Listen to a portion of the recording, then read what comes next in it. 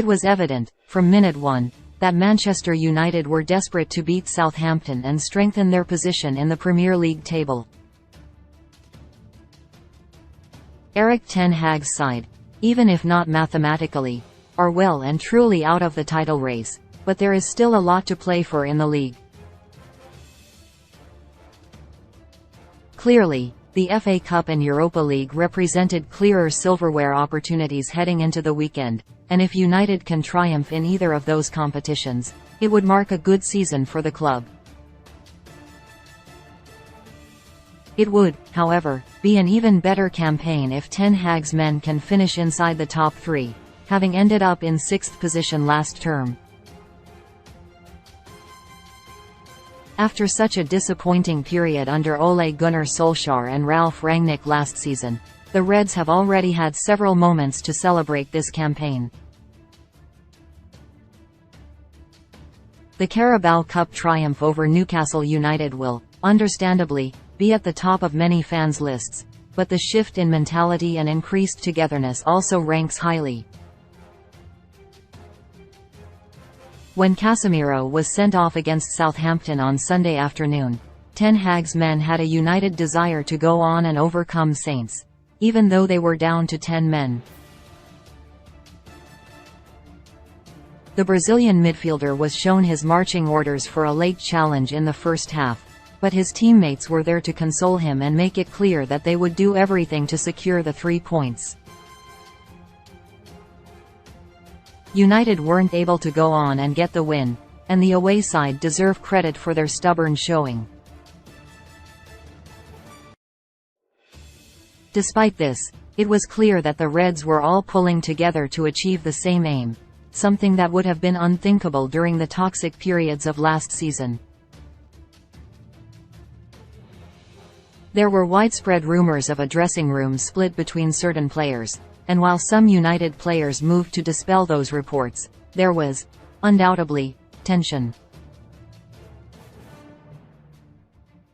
There are simply too many reports of player fallouts to recall, but arguably the most popular relationship to speculate on was that of Harry Maguire and Cristiano Ronaldo.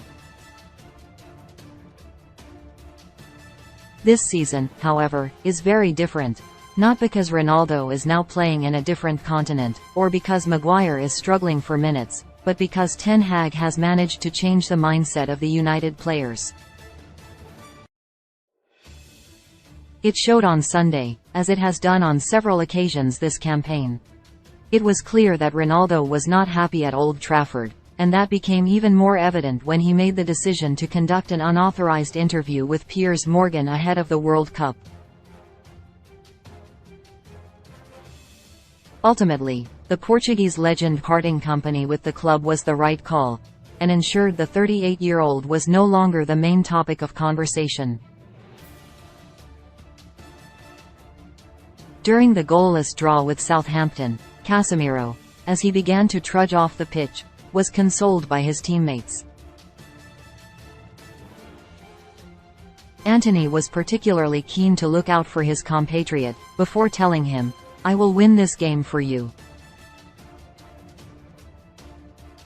There was a similar attitude in United's dressing room at halftime, as revealed by David de Gea.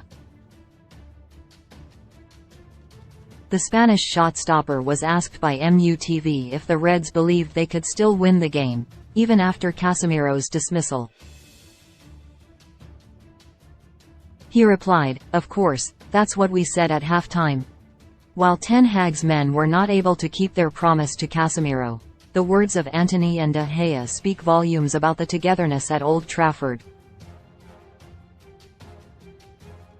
The heavy defeat by Liverpool earlier this month shows that United, while much more of a resilient unit this term, are still vulnerable to the odd collapse.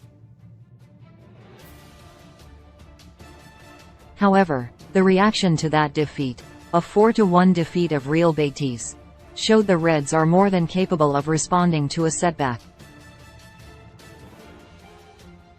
The fact that United can still end this season with 3 trophies and a top 4 finish is a sign of the improvement made since Ten Hag began his reign as manager in the summer.